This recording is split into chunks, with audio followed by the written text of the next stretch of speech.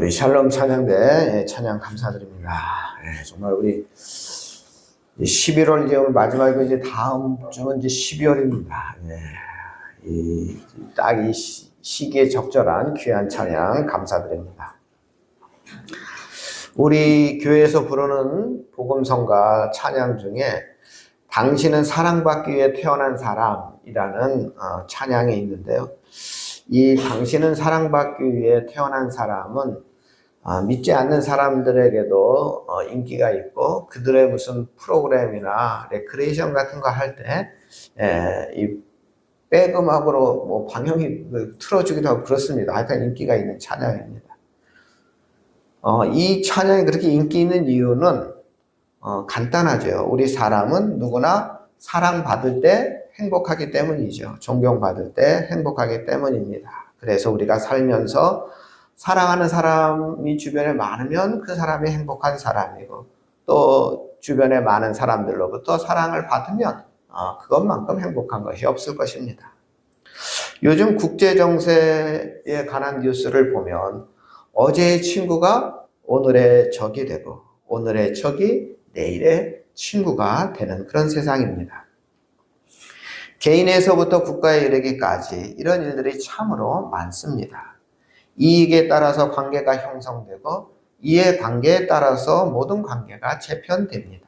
누구도 그 관계를 끝까지 유지하는 것이 쉽지 않아 보이는 그런 세상을 우리는 살고 있습니다. 그러나 오늘 본문 말씀에는 세상에서는 보기 힘든 아름답고 감동적인 장면을 보게 되는데요. 이기적인 모습이 아니고 이타적인 섬김의 표본을 보게 됩니다. 다윗이 자기의 원수였던 사울 왕의 손자 무비보셋을 찾아서 은혜를 베풀었다 하는 내용이 바로 오늘 말씀입니다.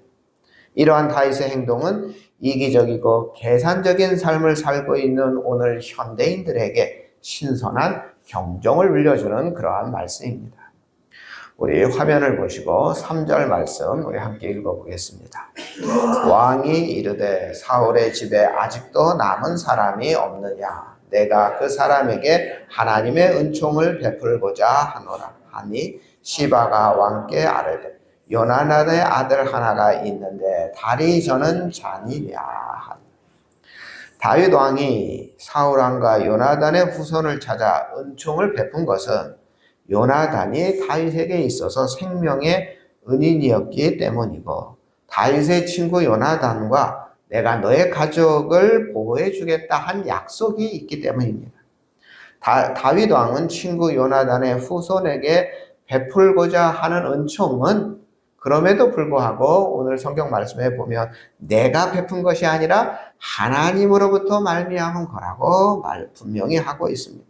다윗은 하나님께서 지금껏 자신에게 베풀어 주신 은총을 기억하고 다른 사람에게도 내가 은총을 베풀겠다. 그걸 실천하고 있고 내가 다른 사람에 베푸니까 내가 훌륭한 사람이다 이렇게 생각하는 것이 아니라 이것은 바로 하나님이 하신 일이다 고백하고 있죠. 사실 이러한 행동은 참으로 대단한 것이라는 생각이 듭니다. 우리나라 조선 왕조 실록을 보면 너무나 참혹합니다. 제가 섬에서 목회할 때 그 섬에 도서관이 있거든요.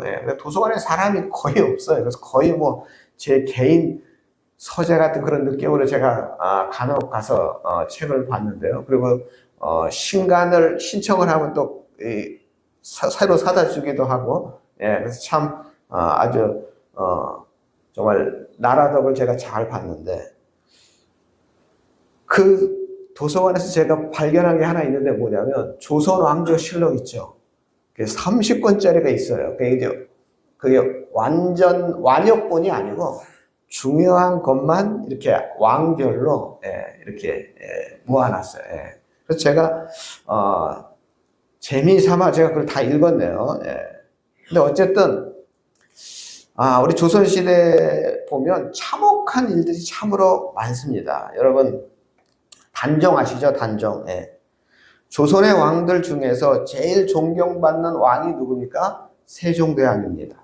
세종대왕의 큰아들이 문종이죠. 왕이 되죠. 그런데 이 문종이 왕이 돼서 2년 3개월 만에 문종이 죽습니다. 예. 그래서 12살의 단종이 왕이 되죠. 예.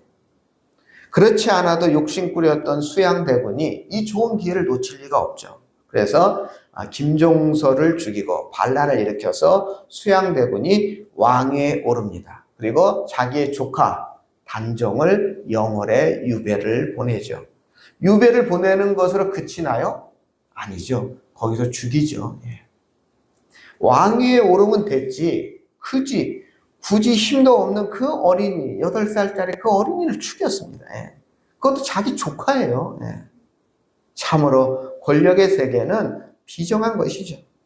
조선시대 이런 일이 한 번이 아닙니다. 여러 번 있었습니다. 예. 그 중에서 제일 참혹하고 제일 잔인한 사건도 있었죠.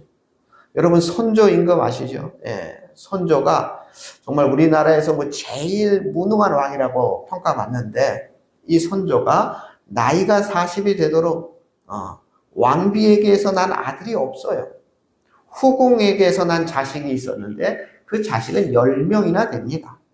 그래서 어쩔 수 없이 후궁의 자식 중에서 둘째 아들인 광해군을 세자로 책봉합니다. 예. 그리고 선조시대 임진왜란이 일어나죠. 그러자 선조는 도망가고 광해군이 남아서 이런 뒤처리도 하고, 광해군이 정말 일본군을 물리치기도 하고 뭐 여러 가지 선조를 대신하죠. 예. 그래서 이 광해군이 왕으로서의 능력도 있었고 백성들로부터 신뢰도 있었습니다. 예. 그런데 몇 년 후에 이 선조의 왕비였던 인목왕후의 몸에서 왕자가 태어나죠. 이 왕자가 영창대군이죠. 그런데 2년 뒤에 선조가 죽습니다. 예.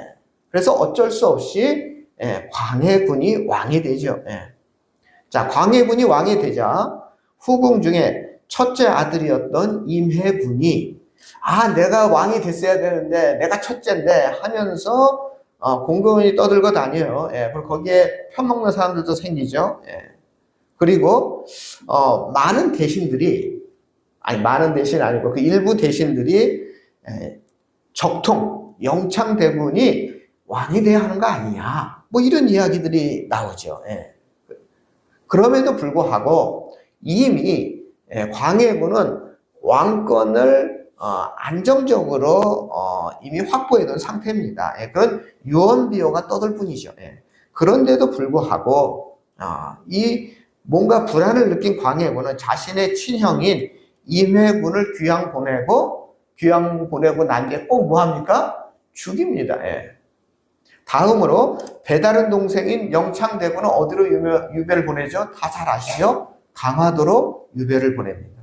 이때 영창대군의 나이가 8살입니다.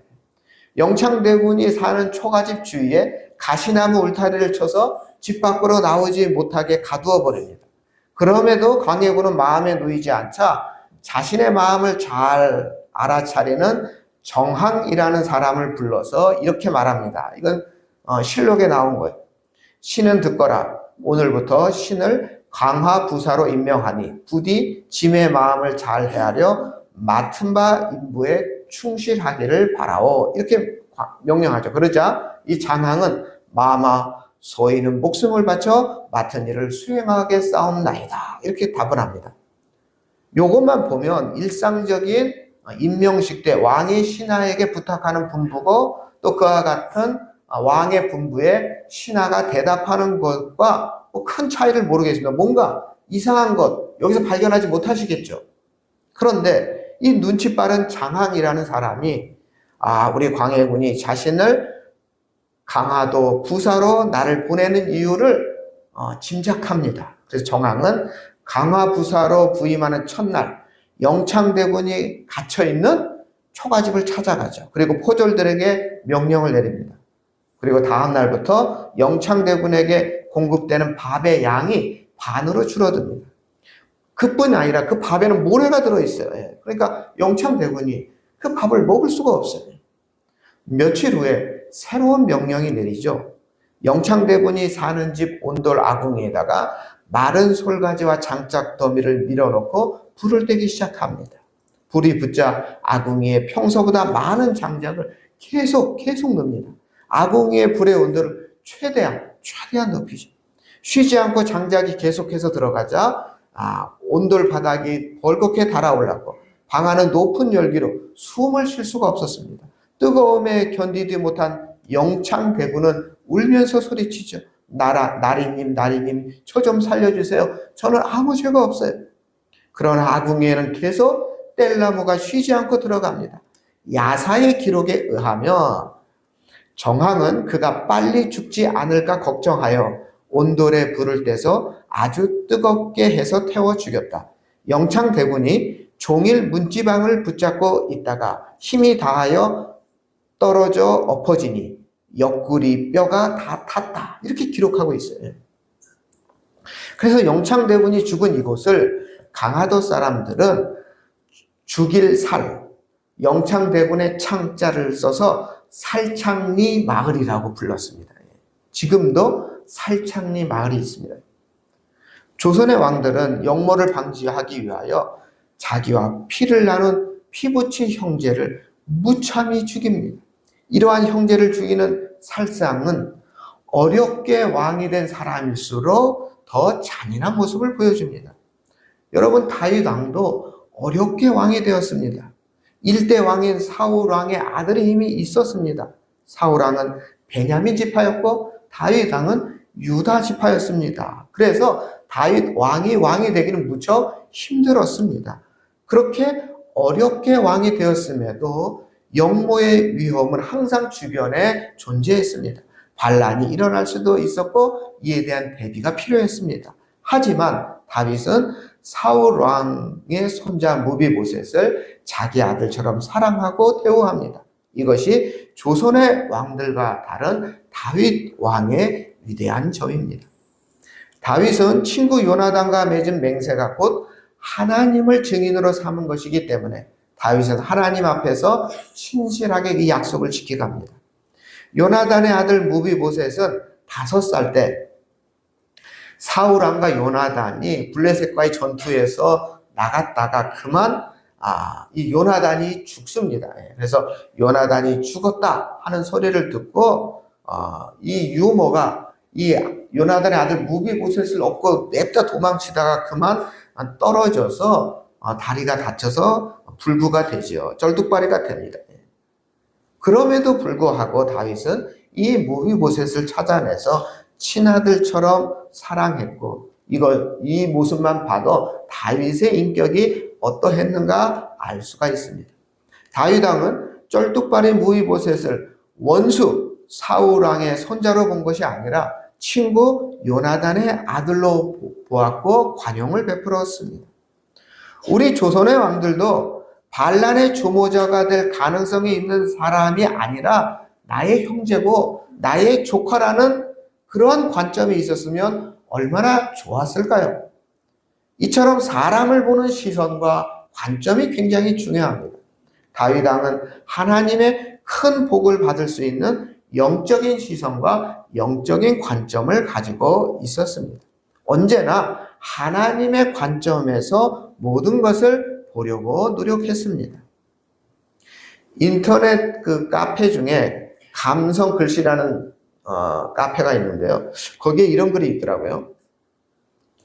밤송이처럼 자꾸만 찔러대는 사람이 있습니다. 보기만 해도 왠지 껄끄럽고 마음이 불편해지는 사람입니다. 하나님, 저 사람을 왜 만나게 하셨나요? 강하게 원망하자 하나님 안에서 우연은 없단다 라는 소리가 들립니다. 밤송이같이 뾰족한 사람을 품는 법을 조금씩 배워나가면서 하나님의 마음을 배워나가기 위한 것이란다. 그 밤송이 같은 사람은 나의 작은 그릇을 넓히고 나의 모난 인격을 다듬기 위해 하나님이 보내신 특별한 선물이며 필요한 존재입니다. 이 세상에 완전한 사람은 없습니다. 성인이라 불리는 사람도 인간인지라 부족한 점이 있고 단점이 있습니다. 이처럼 누구에게나 단점이 있지만 단점을 긍정적인 프레임으로 보면 장점이 될 수가 있습니다. 여러분, 어떤 사람 보면 우유부단한 사람이 있죠. 그래서 저 사람 우유부단해 이렇게 부정적으로 봅니다. 그런데 똑같은 우유부단한 사람을 어떤 사람은 야, 참 저 사람 참 부드럽구나. 이렇게 긍정적으로 보는 사람도 있습니다. 고집이 센 사람이 있습니다. 그런데 긍정적으로 보는 사람은 저 사람 소신 있네? 이렇게 보더라고요. 소심한 사람이 있습니다. 그런데 긍정적으로 보는 사람은 저 사람은 신중하네, 사력 있구나 이렇게 보죠. 아주 까다로운 사람도 있죠. 근데 긍정적으로 보는 사람은 야, 저 사람 치밀하구나, 꼼꼼하구나 이렇게 긍정적으로 봅니다. 직선적인 사람도 있죠. 그걸 긍정적으로 보는 사람은 솔직하네, 결단력이 있구나. 잘난 척하는 사람 있죠. 그러나 긍정적으로 보면 아는 게 많구나. 남의 단점을 덮을 만한 넓은 마음, 긍정의 프레임이 있는 사람이 행복한 사람입니다. 장점을 찾는 이의 눈에는 다른 사람의 단점이 작아 보이게 되는 것이죠. 우리 주위에 무비보셋을 사울왕의 손자, 원수의 손자가 아니라 내 친구 요나단의 아들로 보는 다윗의 관용을 배우고 실천하는 우리 성도님들 되기를 바랍니다. 우리 7절 말씀 우리 함께 읽어볼까요? 함께 있습니다. 다윗이 그에게 이르되 무서워하지 말라. 내가 반드시 내 아버지 요나단으로 말미암아 내게 은총을 베풀리라. 할아버지 사울의 모든 밭을 다 내게 도로 주겠고 또 너는 항상 내 상에서 떡을 먹을지니라. 다윗이 무비보셋을 만나자마자 첫 번째 한 말이 뭐죠? 밑줄 친 말, 무서워하지 말라. 무비보셋도 알고 있었어요. 왕이 나를 불러. 이게 좋은 일이 아니라는 걸 알고 있었어요. 자칫하면 죽을 수도 있다는 것을 알고 있었죠. 떨고 있었어요. 그러니까 다윗은 부드럽게 말해줘. 무서워하지 말라. 다윗에게 은총을 입은 무비보셋은 요나단의 아들입니다. 요나단은 비록 다윗의 대적이었던 사울왕의 아들이었지만 한편 요나단과 다윗은 둘도 없는 친구였죠. 따라서 현재 친구 요나단은 죽고 없지만 다윗과 과거 요나단과의 우정, 그 약속을 그 아들 무비보셋에게 은총을 베풀므로 다윗은 그 약속을 지키고 있습니다. 요즘은 텔레비전에 이분이 잘 보이지 않던데 옛날에 이 의리하던 그런 남자 배우가 있었죠. 이분은 뭐 특별히 잘하는 거 없이 갑자기 나와서 의리 소리치고 이런 것만 하던 것으로 제 기억이 나는데 다윗이야말로 이런 의리의 원조라 할 수가 있습니다. 그런데 성경에는 이런 의리를 지키는 분들의 이야기가 굉장히 많습니다. 아브라함과 조카의 관계를 보세요. 아브라함과 조카 롯, 정말 아브라함은 조카 롯에게 자기의 재산 반이나 떼어주죠. 그리고 조카가 잡혀갔을 때 자기가 사병을 끌고 가서 구해주기도 하고, 정말 그 롯이 그 소돔에서 멸망을 당했을 때 롯을 위해서 기도하지요. 그리고 나오미와 그 며느리 룻의 이야기도 우리는 잘 알고 있습니다. 둘 다 과부가 되죠. 나오미와 룻은 둘 다 과부예요. 그래서 나오미는 며느리를 생각해서 이제 친정으로 돌아가서 새 삶을 살으라. 그러나 이 며느리 나오미는 시어머니를 끝까지 모십니다. 다니엘과 그의 세 친구도 정말 의리의 모범을 보여주는 것이죠. 오늘 21세기를 사는 우리들도 상황이 바뀌고 시간이 흘렀어도 언약을 지키고 이런 신실한 의리를 회복해야 하겠습니다. 다윗 왕이 시대와 상황이 바뀌었음에도 불구하고 요나단과 약속을 기억하고 무비보셋을 책임져 주었던 것처럼 우리들도 다윗처럼 약속과 의리를 지키는 하나님을 기뻐하시는 그러한 삶을 살기를 바랍니다. 우리 7절, 8절 말씀 우리 함께 읽어보겠습니다. 다윗이 그에게 이르되 무서워하지 말라. 내가 반드시 내 아버지 요나단으로 말미암아 내게 은총을 베풀리라. 내가 내 할아버지 사울의 모든 밭을 다 내게 도로 주겠고 또 너는 항상 내 상에서 떡을 먹을지니라 하니 그가 절하여 이르되 이 종이 무엇이기에 왕께서 죽은 개 같은 나를 돌아보시나이까 하니라. 죽은 개 같은 나를 이렇게 돌아보시나이까. 무비보셋은 이렇게 말할 수밖에 없은 그런 상황에 있었던 거 이제 우리는 알 수 있습니다. 정말 이 큰 은혜를 받고 이게 진짠가 가짠가 믿어지지가 않았던 거죠. 그리고 보통 그러잖아요. 우리가 귀향을 보낼 때도 너 이 나쁜 놈 당장 가 죽어 이러지 않죠. 그냥 조용히 조언만 해주고 나중에 몰래 귀향 보내기도 하고 그러지 않습니까? 무비보셋을 부른 다윗은 말로만 은혜를 베푼 것이 아니라 무비보셋에게 할아버지 사울 왕의 모든 밭을 주었습니다. 그리고 다윗 왕의 밥상에서 밥을 먹을 수 있도록 해 주었어요. 이거는 너는 내 아들이다 이런 뜻이죠. 너는 내 왕자나 똑같은 것이다. 이런 왕족의 신분을 회복시켜 준 것입니다. 다윗의 이 삶, 정말 빼앗는 삶이 아니라 베푸는 삶의 모습을 우리에게 보여줍니다. 다윗은 하나님의 큰 은혜를 받았기 때문에 이제 나도 하나님의 은혜를 베풀겠다 실천하고 있습니다. 우리들도 하나님의 은혜와 은총을 받은 자로서 이제부터라도 나누고 섬기는 삶을 실천해야 합니다. 언제까지 우리가 달라고만 해야 되겠습니까? 언제까지 우리가 내 것을 채우려고만 해야 되겠습니까? 잘 살던 못 살던 우리는 다양한 방법으로 사랑을 베풀 수 있습니다. 선한 사마리아 사람이 강도 만난 사람에게 은혜를 베푼 것처럼 얼마든지 우리는 은혜를 베풀 수가 있습니다. 미국의 유명한 교수 에릭 프롬은 사랑을 관심, 이해, 존경, 책임 이 네 단어로 요약합니다. 사랑은 하루아침에 할 수 없는 일입니다. 끊임없이 관심을 가져야 하고 계속해서 이해해야 하고 계속해서 존경할 수 있어야 하고 마지막까지 책임을 감당할 수 있을 때 사랑이 완성됩니다. 마음을 비움으로 대박이 난 책 여러분들도 잘 아실 텐데요. 여러분 내려놓음이라는 책 아시죠? 2006년에 74만 부가 팔렸던 우리 기독교계의 대표적인 베스트셀러였습니다. 이 책의 영향력이 그 당시에 대단했습니다. 목사님들 중에 이 책을 안 읽은 사람이 없었습니다. 물론 저도 읽었고요. 저자인 이용구 선교사는 서울대를 졸업했고 하버드를 졸업한 재원이었습니다. 하나님의 부르심에 순응하여 몽골에 가서 자기의 모든 것을 철저하게 내려놓으니 하나님께서 역사해 주셨고 움켜잡으면 소멸되는 것들을 다 내려놓으니 나는 더 풍성해졌음을 자기가 몸소 체험한 내용으로 간증한 책이 바로 내려놓음이라는 책입니다.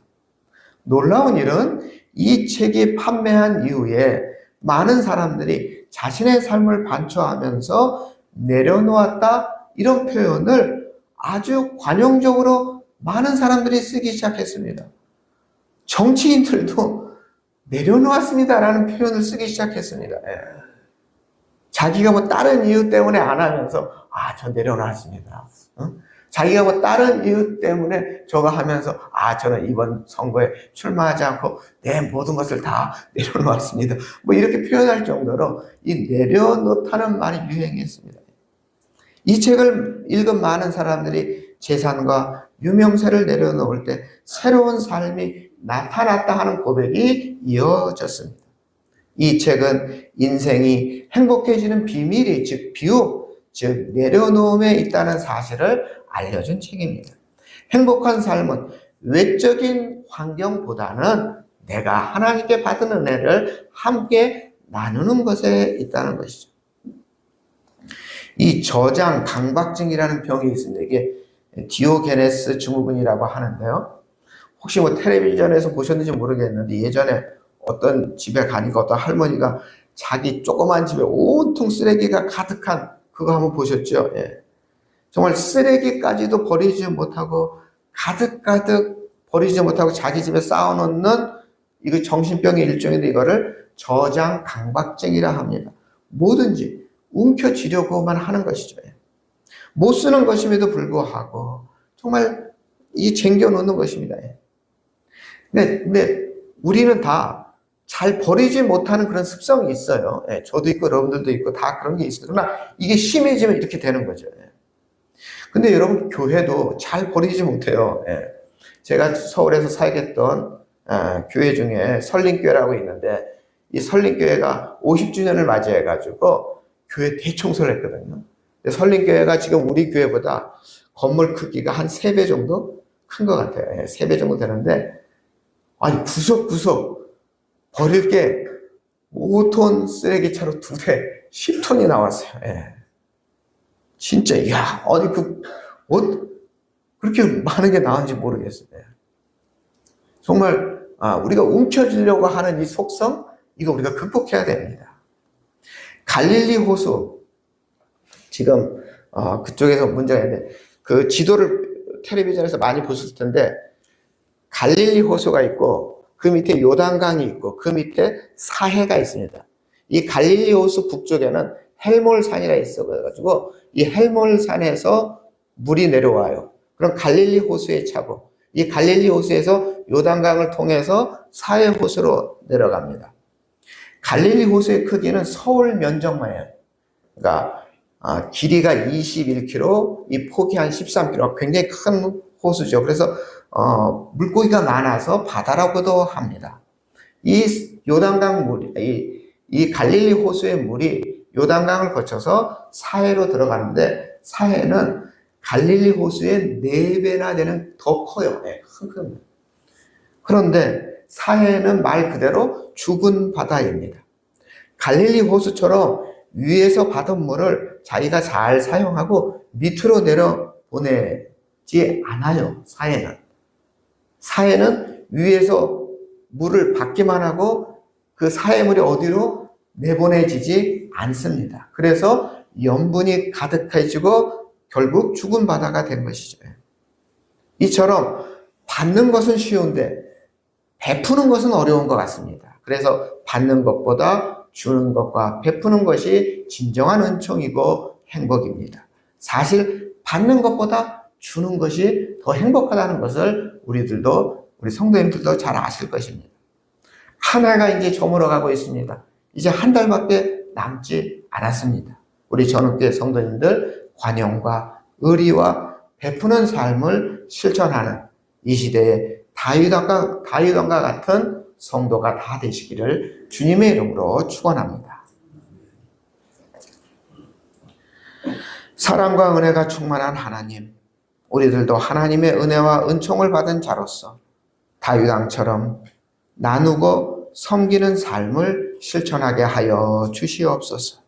관용과 의리와 베푸는 삶을 실천하여 2023년 이 한 해를 이제 한 달밖에 남지 않았는데 잘 마무리할 수 있도록 인도하여 주시고 은총을 베풀어 주시옵소서. 우리를 구원하신 예수님의 이름으로 기도드립니다. 아멘.